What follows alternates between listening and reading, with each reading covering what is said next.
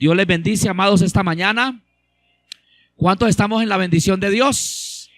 Gloria a Dios, me alegro porque usted de manera diligente está en la casa del Señor. Y aunque estamos en un contexto de celebración, hablamos ayer que el mes de diciembre es el mes que más se espera y el que menos dura. Pero aún así la gente o las familias están en un contexto de celebración. Otros están en contextos de arreglo de casa, reparaciones, pintura, etcétera. Pero bueno es cuando hacemos un paréntesis de todo esto para entender en nuestro corazón que necesitamos recibir la palabra, que necesitamos venir a la casa del Señor a oír su palabra, a adorarlo, a encontrarnos con nuestros hermanos y saber que dependemos de Dios en todo y que diciembre se va a acabar y llegará enero y febrero y llegará marzo y llegará Semana Santa y la vida seguirá. Y tener en nuestro corazón claro que a Dios lo necesitamos todos los días. Amén. Así que, mi amado, vamos a ver un tema que se titula Libertad en medio de la cautividad. ¿Cómo se titula? Libertad en medio de la cautividad. Entonces, nos remitimos a Ezequiel capítulo 1, versículo 1. Y vamos a ver de manera expositiva este versículo 1. Ezequiel capítulo 1, versículo 1. ¿Lo tenemos? Antiguo Testamento, profetas mayores, Ezequiel, antes de Daniel, después de Lamentaciones. Dice la palabra del Señor con el respaldo del Espíritu Santo en esta mañana. Dice: aconteció, siga, en el año 30, a los 5 días del mes, que estando yo en medio de los cautivos junto al río Quebar, los cielos se abrieron y vi visiones de Dios. Amén. Amén. Que el Señor añada bendición a su palabra. Libertad en medio de la cautividad. La palabra del Señor en segunda carta a Timoteo 3:1, Pablo le dice a Timoteo que tenga cuidado porque se avecinan tiempos peligrosos. En la segunda carta a Timoteo capítulo 3 versículo 1 le dice: vendrán tiempos peligrosos.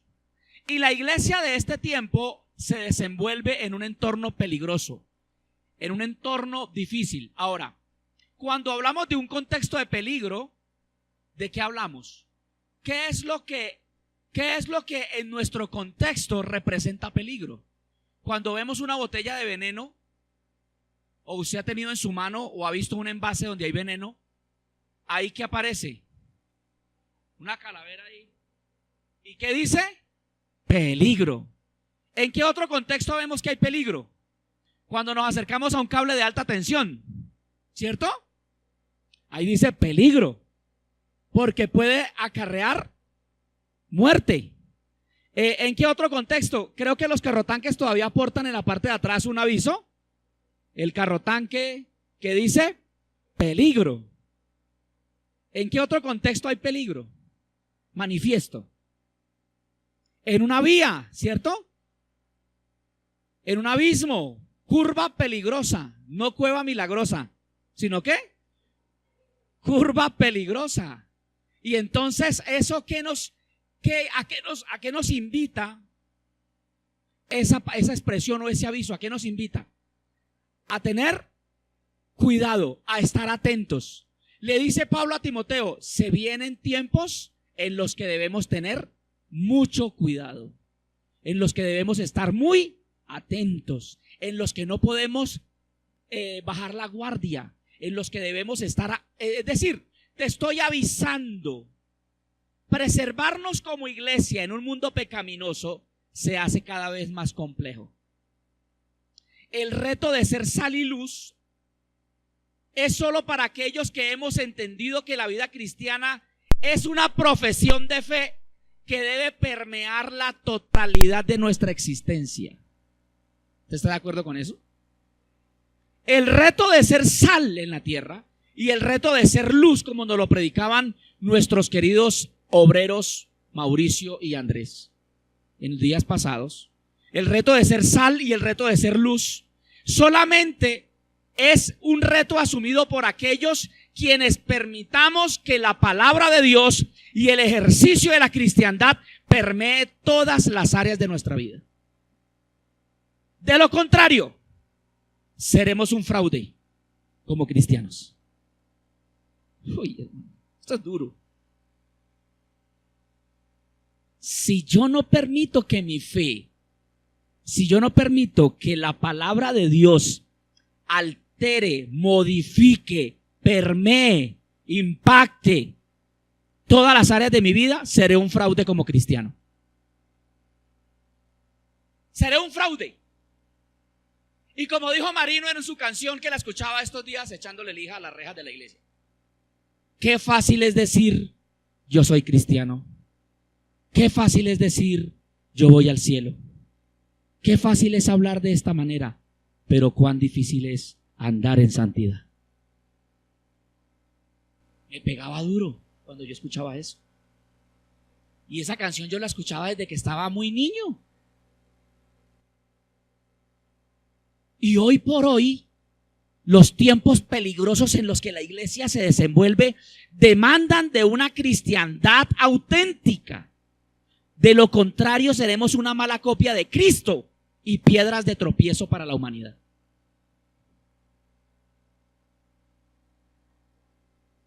De lo contrario, seremos un fraude como cristianos y por ende una copia muy mala del cristianismo, y por ende también seríamos piedra de tropiezo para otros.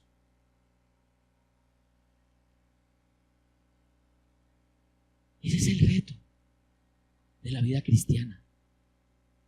No es jugar, no es creer que yo puedo congraciarme con Dios por venir a un culto. No, es realmente permitir que la palabra y la vida espiritual, mi relación con Dios, afecte todas las áreas de mi vida. Aquí vemos a Ezequiel viviendo en una de las épocas más difíciles de la nación. Están deportados.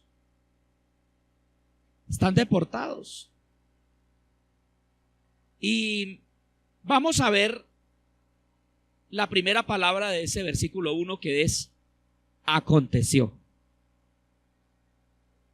Aconteció. ¿Qué es acontecer? Que sucede un acontecimiento. Un acontecimiento importante. No dices pasó o sucedió o tuvo lugar. No, dice que aconteció. Dios propicia un acontecimiento en medio de una situación difícil para Ezequiel. El nombre de Ezequiel significa Dios es mi fortaleza. Póngalo ahí en la cabecera del libro, donde dice Ezequiel grande, póngalo ahí abajo. Dios es mi fortaleza. Usted sepa qué significa el nombre Ezequiel. Dios propicia un acontecimiento importante en medio de Ezequiel cuando él está pasando una situación difícil. Esto me remonta al libro de Josué 1:1, donde en medio del luto de la nación por la muerte de Moisés, también el capítulo 1, versículo 1 del libro de Josué inicia diciendo: aconteció. Así que podemos ver y podemos ir resumiendo en esta mañana que Dios es especialista en generar acontecimientos en medio de momentos difíciles. Si tú estás pasando un momento difícil, prepárate para un acontecimiento de parte de Dios. Prepárate para algo grande de parte de Dios. Ezequiel está pasando un momento difícil y allí Dios aprovecha para propiciar un momento importante en su vida. Porque los momentos difíciles son plataformas de Dios para que sucedan acontecimientos en nuestra vida y en nuestro entorno. Así que prepare su corazón para un acontecimiento. En lo que restan, 15 días que restan de este año, Dios propiciará un acontecimiento en torno a tu vida, en torno a tu familia, en torno a los que están a tu alrededor, porque Él es poderoso. Él es poderoso. Antes de que termine este año, verás un acontecimiento. tendrás un acontecimiento a tu alrededor. Si estás pasando una crisis de esas interminables, una crisis de esas que tú sientes que no hay salida, que no hay esperanza, crisis financiera, crisis familiar, crisis espiritual, crisis ministerial, dile: Señor, me preparo para un acontecimiento en estos días que están por venir. Un acontecimiento. Dice el texto que ese acontecimiento sucedió en el año 30. Los 30, yo estaba leyendo algo sobre la crisis de los 30. Los psicólogos dicen que a los 30 el cuerpo sufre unos cambios y psicológicamente suceden unos cambios en el individuo. Los 30 es una combinación de juventud y experiencia. Es una edad interesante, los 30. Pero es una edad que el joven teme llegar. Y cuando uno llega cuando cumple los 30 y le ponen esa vela con ese 30 ahí encima, me estoy volviendo viejo. Y como se dice coloquialmente, llegué al tercer piso. En el año 30 se refiere a la edad de Ezequiel. Se refiere a la edad de él, sus 30 años. Pero me entré a profundizar un poco sobre por qué él es tan específico en estos datos introductorios de su vida, de su existencia y de los momentos que está viviendo. Entonces, en el año 30 es el momento de las decisiones trascendentes. El año 30, es la década de tomar las decisiones básicas de la vida. El año 30 es el tiempo de la mitad de la edad reproductiva, a los 30. Es el tiempo de las reflexiones. Ezequiel, a los 25 años, debió haber recibido su sacerdocio en Jerusalén. Es decir, que cuando él cumplió los 25 años, para oficializarse como sacerdote y cumplir el propósito de su vida, vino la deportación de los babilonios, destruyó el templo y se lo llevaron cautivo cuando él tenía 25 años. Quizá él en su mentalidad de 25 años dijo: pues me voy por otro país, yo voy a ir a conocer, igual los llevan cautivos, pero pues vamos a conocer otras ciudades, yo todavía estoy joven. Pero resulta que pasaron 5 años y esa situación no terminaba. Y cuando él cumple los 30, la crisis de los 30 viene y él empieza a decir: ¿qué estoy haciendo con mi vida? ¿Qué estoy haciendo con mi vida? El templo destruido, donde él debía estar ministrando hacía 5 años. La ciudad hecha cenizas y él a kilómetros de distancia de su familia, de su casa. Esto muestra para Ezequiel un futuro incierto. Estar en una tierra extraña sin un plan, ahora cautivo por los babilonios. La mirada de Ezequiel se perdía en el horizonte, tratando de entender lo que sucedía en su nación y a su vida en particular. Los 30 años. 30 años y mire cómo estoy, cautivo. No estoy ejerciendo el ministerio sacerdotal. Me criaron para ser sacerdote, me formaron para ser sacerdote.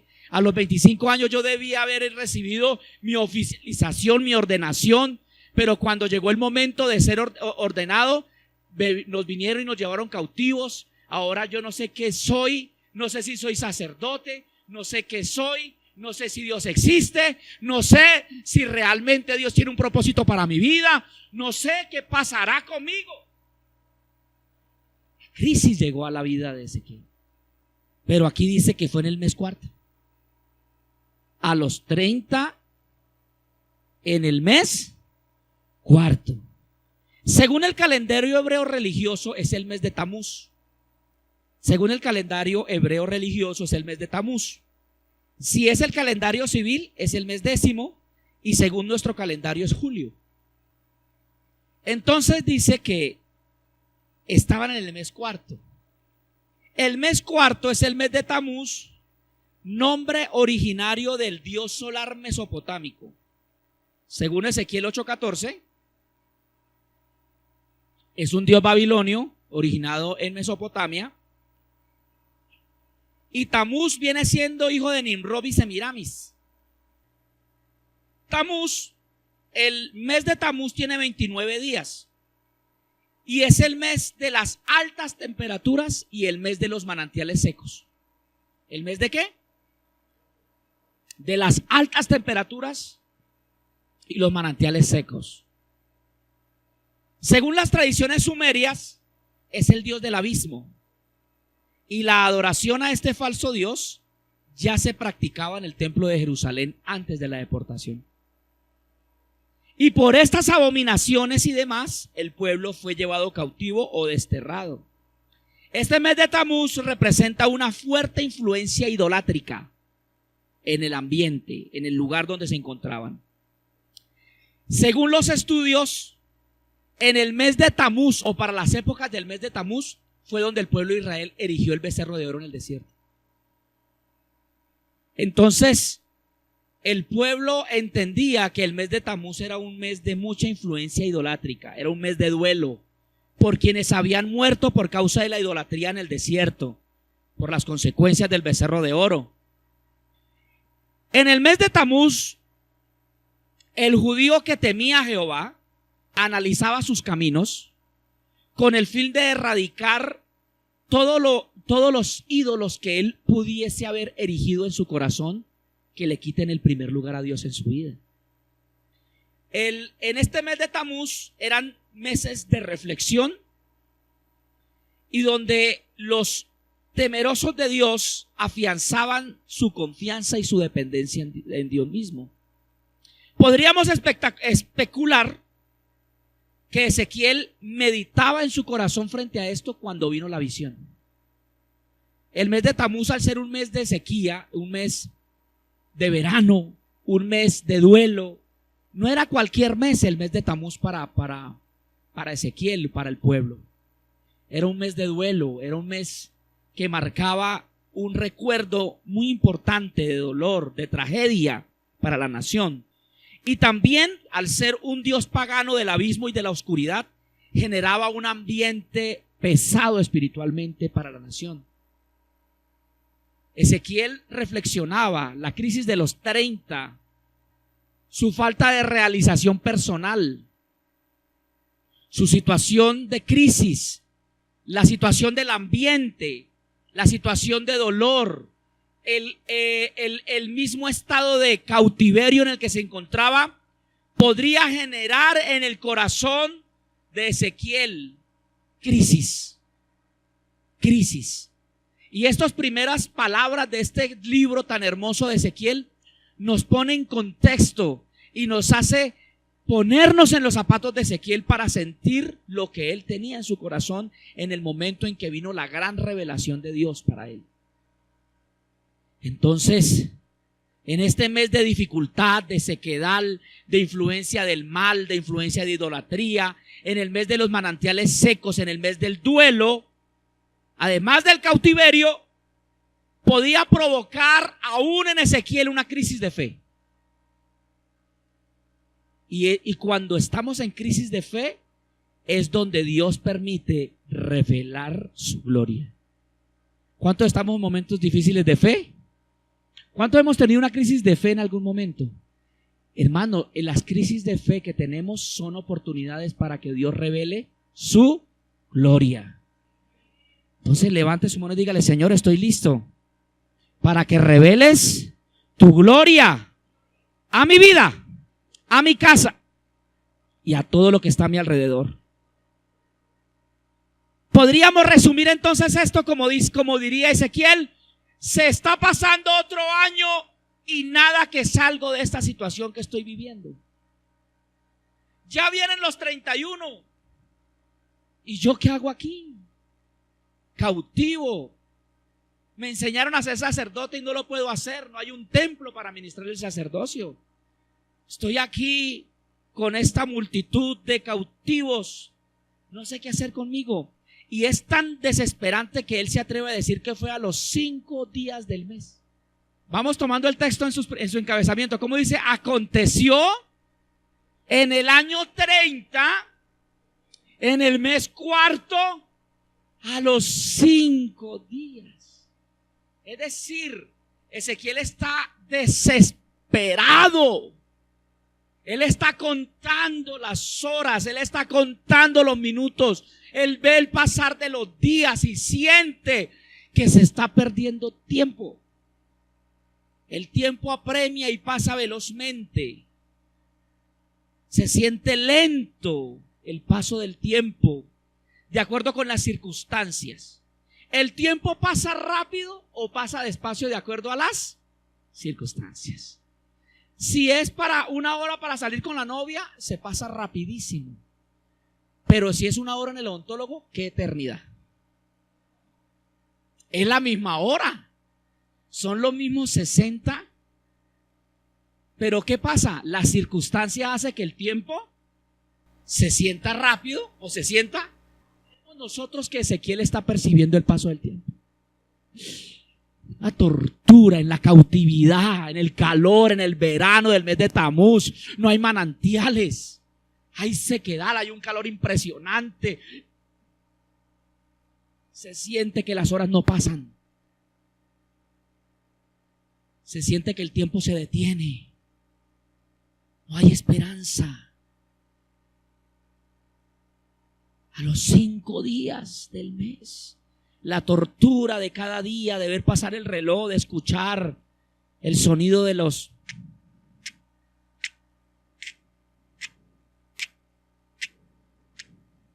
Ezequiel paga una condena.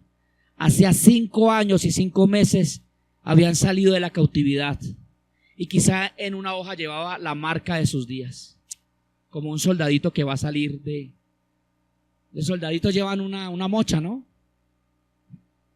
Para el día de salir.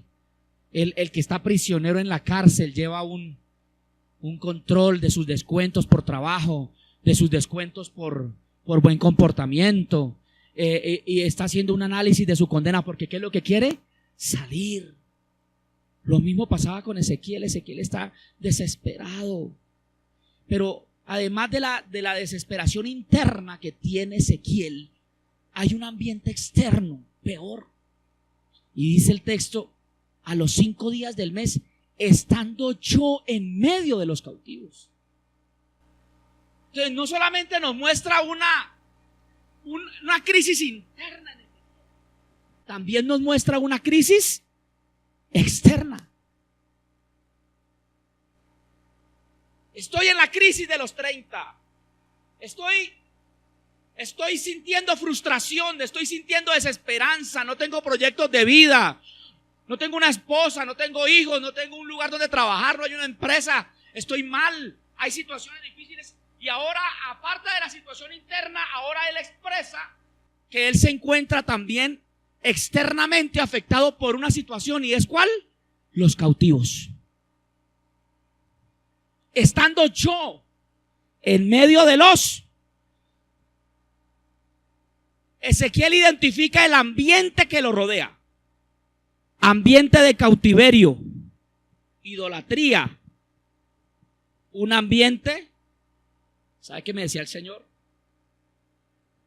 Como iglesia, nosotros también estamos en medio de la cautividad. Como iglesia, usted y yo vivimos en medio de ¿quiénes? De los cautivos, como Ezequiel. Estamos en medio de los cautivos. Estamos en medio de los que sufren la cautividad. Como creyentes vivimos en ambientes de cautiverio. Usted y yo nos desenvolvemos en ambientes de cautiverio. La gente que está a nuestro alrededor está cautiva. ¿Cautiva de qué? ¿De placeres? ¿Cautivos de vicios? ¿Cautivos en idolatría? ¿Cautivos en pasiones? ¿Cautivos en odios, en rencores, en razonamientos, en egoísmo, en consumismo, en estrés, depresión, ansiedad? nosotros también nos desenvolvemos en ambientes de cautividad. Cuando vamos a la empresa, los que trabajan con nosotros están cautivos. Cuando estamos en la calle, los que están a nuestro alrededor están cautivos. Cuando estamos aún en nuestra propia familia, tenemos personas de nuestros vínculos familiares que están cautivos. Así que además de lidiar con nuestras propias crisis del corazón y de nuestra fe, también tenemos que lidiar con los cautivos que están a nuestro alrededor. Además de lidiar con nuestras propias luchas, con nuestros propios problemas internos, también tenemos que luchar en un ambiente donde la cautividad es el común denominador. Donde todo el mundo quiere pelear. Donde todo el mundo está a la defensiva. Donde nos subimos a un Transmilenio, o donde vamos por la calle y accidentalmente tocamos a alguien y ese alguien nos mira de una vez. ¿Qué pasó? Cautivos del rencor, del odio, cautivos del estrés. Las 3 enfermedades de este tiempo: la depresión, exceso de pasado; el estrés, exceso de presente; y la ansiedad, exceso de futuro. Esas son las enfermedades de hoy. Que la abuelita es bipolar. Que la suegra, además de ser suegra, es bipolar. Imagínese usted, suegra, ya con ser suegra ya uno sabe que tiene que pedirle a Dios dirección. Pero además de eso es bipolar. Óigame. Pero entonces, volviendo al texto, la cautividad está por todo alrededor. Todos aquí estamos lidiando con cautivos. Ezequiel se levantaba y todo lo que veía a su alrededor de su pueblo era gente que estaba ¿en qué? En la cautividad. Los entornos de las vidas nuestras son entornos de cautiverio, desolación y desesperanza. Ezequiel entiende que aunque él está en medio de los cautivos, él no está cautivo. Ezequiel entiende que aunque está en un ambiente de cautividad, su espíritu es libre. Y hoy necesitamos una iglesia libre en medio de la cautividad. Hoy necesitamos una iglesia libre en medio de la cautividad. Es inevitable el ambiente de cautividad en el que vivimos, pero sí sabemos y entendemos que por Cristo somos. Estaba entre los cautivos, en los que no tenían esperanza, en los que estaban en la incertidumbre, en la tristeza, vencidos por el enemigo, subyugados por el enemigo, como consecuencia de su pecado y su duro corazón. Pero Ezequiel tenía un corazón y un espíritu libre, aunque vivía en ambientes de cautividad. Como iglesia y creyentes debemos entender que estamos en medio de los cautivos, pero somos libres. Si el Espíritu de Dios está en nosotros, somos libres. Aunque vayas a la empresa y veas los cautivos, aunque vas en el transporte público y veas a los cautivos ahí, sin esperanza, tratando de buscar un aliciente a su desesperanza, con el trago, con el vicio, con las drogas, con el consumismo. Pero tú eres libre.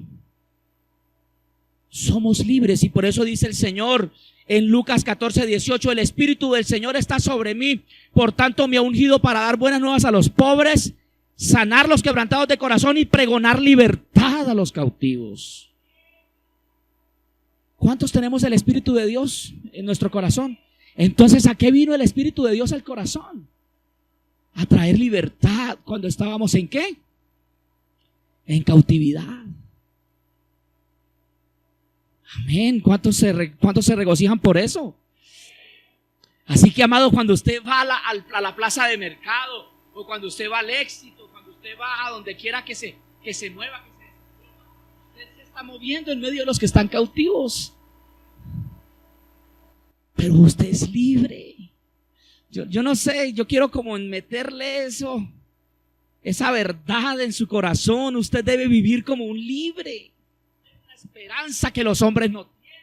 Yo tengo una confianza que los hombres no tienen. Yo tengo una felicidad que los hombres y las mujeres que están a mi alrededor no entienden. ¿Sabe qué es eso? Que tú eres libre. Tú eres libre. Ese es el estado en que se encontraba Ezequiel. Ezequiel entiende que está en medio de la cautividad, pero él no está cautivo. Y dice la palabra que él estaba en medio de los cautivos junto al río Quebar. Ezequiel se identifica con un territorio que no le pertenece. Ezequiel no solo identifica un ambiente, cautividad. Ezequiel también identifica un territorio.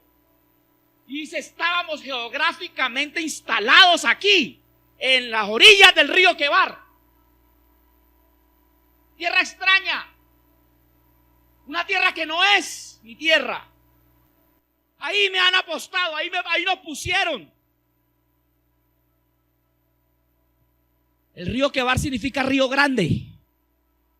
La multitud se acomodó a la orilla del río.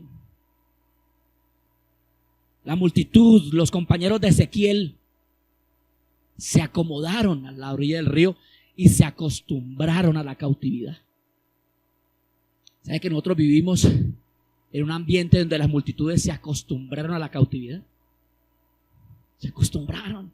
Estamos aquí a la orilla del río, qué afán.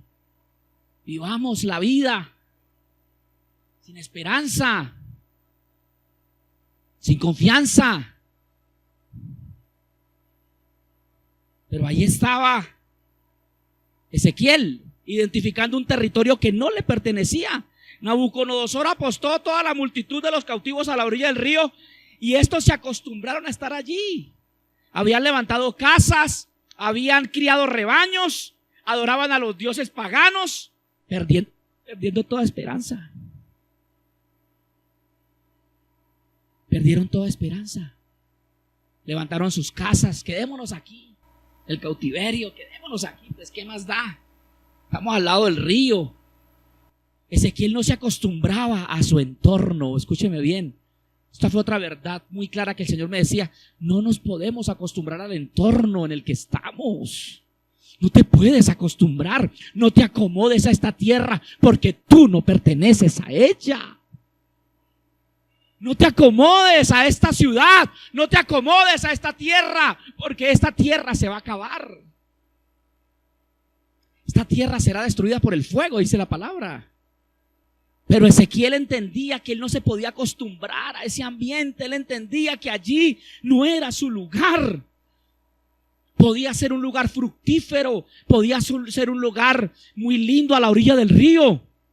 Pero él sabía que por grande que fuera ese río y por fructífera que pudiera ser la tierra, no era su tierra y su corazón no podía estar ahí.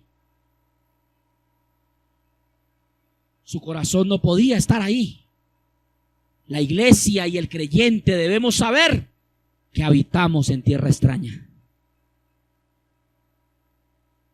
Que no pertenecemos a este mundo. Que estamos de paso y que pronto seremos arrebatados a nuestra patria. Yo me pregunto qué tal que el Señor en su misericordia y soberanía dijera: yo voy a bajar un diciembre por mi iglesia. Voy a bajar un diciembre. Voy a bajar un diciembre 24 por la noche. O un 31 para empezar el siguiente año. Voy a bajar por mi pueblo. A ver dónde están los que me aman. Falta el que ya aquí estoy, Señor. No te olvides de mí. Señor, no te olvides de mí, Padre. Un resbaloncito, mi. ¿A cuánto nos cogería con la guardia baja si el Señor viniera en diciembre?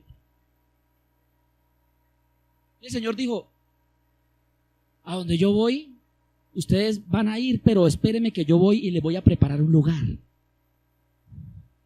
Voy a hacerles unas casas especiales. Les voy a hacer unas casas especiales a ustedes. En la casa de mi Padre muchas moradas hay. Si así no fuera, yo os lo hubiera dicho. Voy pues a preparar lugar para vosotros, para que donde yo estoy, vosotros también estéis. Así que este no es nuestro lugar, entiéndalo. Usted puede ser próspero en la tierra, pero el corazón no puede estar aquí. Usted puede tener muchos rebaños y tener muchas empresas y tener casas y fincas y tener muchas cosas lindas en la tierra, pero escúchame bien, no es tu tierra, no es tu territorio, no es esta tierra, no es tu herencia. Esta es la herencia de los cautivos, pero no la herencia de un hombre de Dios, de una mujer de Dios. Ezequiel lo tenía claro, Ezequiel lo interiorizaba y decía: no, esta no es mi tierra, este no es mi lugar, este no es el territorio, esta no es mi porción. Que nuestro corazón no esté puesto en la tierra, sino en el cielo. Que tú entiendas que en estas épocas difíciles en las que la iglesia vive, hay que tener el corazón en el cielo, entendiendo que nuestra ciudadanía está en los cielos, a donde también esperamos al Salvador, nuestro Señor Jesucristo. Cuando tú entiendes, escúchame bien, cuando tú vences tus crisis internas, cuando tú vences las crisis externas, cuando tú vences el ambiente y los territorios en los que están, entonces sucede algo. Los cielos se abren sobre ti. Los cielos se abren sobre ti. Los cielos se abren sobre ti. Entonces dice Ezequiel: aconteció en el año 30, en el mes cuarto, a los 5 días, estando yo en medio de los cautivos, junto al río Quebar, los cielos se abrieron. ¿Cuántos quieren tener cielos abiertos? Quiero explicarle hasta la visión que tuvo, una visión toda loca que tuvo Ezequiel. Un texto de los que poco escuchamos.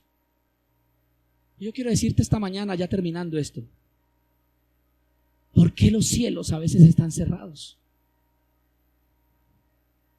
¿Por qué los cielos a veces están cerrados sobre nosotros si tenemos promesa de cielos abiertos? Una de las cosas que cierra los cielos es la desobediencia. La desobediencia de la nación había cerrado los cielos, porque si el texto dice que los cielos se abrieron, era porque estaban. Deuteronomio 28:23 dice: los cielos que están sobre tu cabeza serán de bronce, y la tierra que estará debajo de ti será de hierro. Es decir, entonces Mateo 3:16 dice: y Jesús, después de que fue bautizado, luego que subió del agua, se abrieron. ¿Por qué? Porque Jesús vino a obedecer. Y entonces dice: y se bautizó para que se cumpliera lo que dijo el profeta. Y aunque Juan el Bautista no lo quería bautizar, porque ¿qué le decía? Yo no soy digno ni siquiera de desatarle la correa del zapato. Que venga él y me bautice. Pero le dice: no, Señor, es necesario que cumplamos toda la palabra. Y cuando se cumplió la palabra, los cielos, no permitas que hayan cielos cerrados. Y mi pastora Aureida decía algo ayer de parte del Señor para nosotros en el ayuno: con obediencia a medias no podemos esperar bendiciones completas. Con obediencias a medias no podemos esperar bendiciones completas, porque para reclamar bendiciones, ahí estamos, heme aquí. Pero cuando llega el momento de cumplir con la obediencia a la palabra, ¿cómo nos quedamos de cortos? Entonces se entiende Ezequiel: y vi visiones de Dios. Visiones de Dios. Cuando se acaba la visión personal, empieza la visión de Dios. Cuando no hay visión personal por las crisis, cuando no tienes una visión tuya, por las circunstancias, por tu economía, porque tuviste que desplazarte de tu tierra, porque estás en cautiverio, porque hay un ambiente de desolación a tu alrededor, entonces cuando tú vas a las fuentes y te das cuenta que las fuentes se secaron, que hay ambientes de idolatría, que el reino del abismo gobierna los aires, entonces tú estás en obediencia. ¿Y qué pasa contigo? Los cielos se abren para que las visiones ya no sean las visiones del hombre, sino las visiones que Dios tiene para tu vida.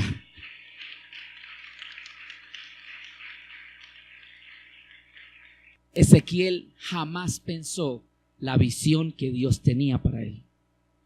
Y estoy seguro que tú tampoco te imaginas las visiones que Dios tiene para ti. Las cosas grandes que Dios preparó, que están a tu nombre y que están esperando que tú te levantes en medio de los cautivos. Ezequiel se levanta, el sacerdote frustrado, el sacerdote que nunca pudo ministrar, el sacerdote que no tenía templo, el sacerdote que no tenía incensario, el sacerdote que no tenía el lugar donde presentar las ofrendas. No había un lugar. Pero aunque estaba lejos del templo, no estaba lejos de Dios. Estaba lejos de su tierra, pero Dios estaba con él. Entonces, mi amado, en esta mañana, levántate en medio de los cautivos. Ezequiel vio la gloria de Dios. Y cuando Ezequiel ve la gloria de Dios, se levanta comisionado a ser profeta.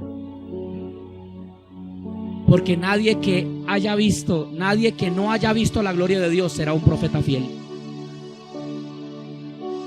Tú no puedes hablar de lo que no has visto. ¿Y sabes por qué muchas veces no predicamos a otros de Cristo, a los cautivos? Porque no conocemos la gloria de Dios. No la conocemos. No conocemos a Dios, no conocemos sus dimensiones, no conocemos su grandeza. Y entonces cuando vamos a movernos entre los cautivos, cerramos nuestra boca y callamos. Los vemos llorar, los vemos gemir, los vemos angustiados, los vemos desesperados, los vemos estresados. Y Dios nos pone delante de ellos y nuestra boca se cierra. ¿Por qué? Porque no conocemos la gloria. Ezequiel vio la gloria de Dios. Ezequiel vio esa gloria. Y cuando le fue revelada esa gloria, entonces se levantó y Dios le dijo: yo te envío a gente rebelde, capítulo 2. Yo te envío como oveja en medio de lobos. Algunos no te van a oír, pero yo voy a poner mis palabras en tu boca. Oh, santo. Porque son casa rebelde. Son casa rebelde, Ezequiel. Yo no te estoy mandando delante de cualquier gente. Yo no te estoy enviando delante de cualquier pueblo. Es un pueblo rebelde, de duro corazón. Yo te estoy enviando a ellos. Pero antes de que tú vayas, yo quiero que tú veas de quién es que vas a hablar. A quiénes es que les vas a predicar. Y de quiénes, qué es lo que les vas a contar. Qué es lo que fue tan fuerte. Era tan fuerte la oposición que sufrió Ezequiel, que el solo hecho de ver la gloria de Dios lo pudo sostener para seguirlo haciendo. Y hoy, iglesia, el Señor nos dice: levántate para que veas la gloria de Dios. Ponte sobre tus pies.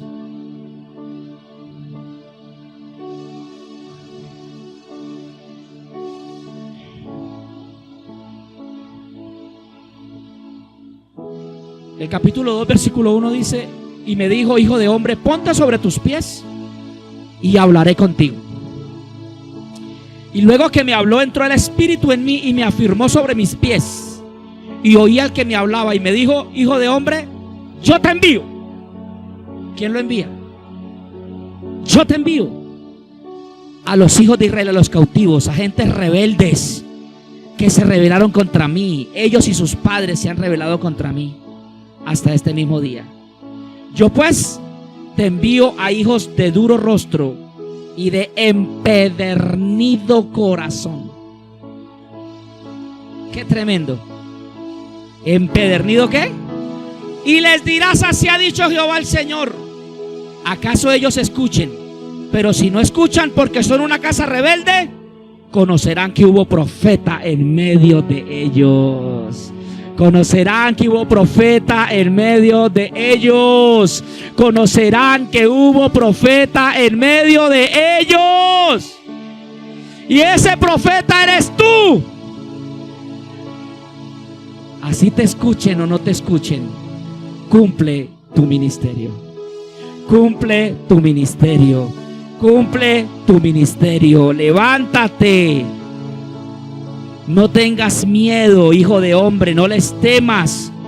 No temas de sus palabras, porque te hallas entre zarzas y espinos y moras entre escorpiones. No tengas miedo ni temas delante de ellos, porque son casa rebelde. Les hablarás pues mis palabras, escuchen o no escuchen, porque son muy rebeldes. Mas tú, hijo de hombre, oye lo que te hablo y no seas rebelde como aquellos de la casa rebelde. Abre tu boca y come lo que te doy. Oh Señor.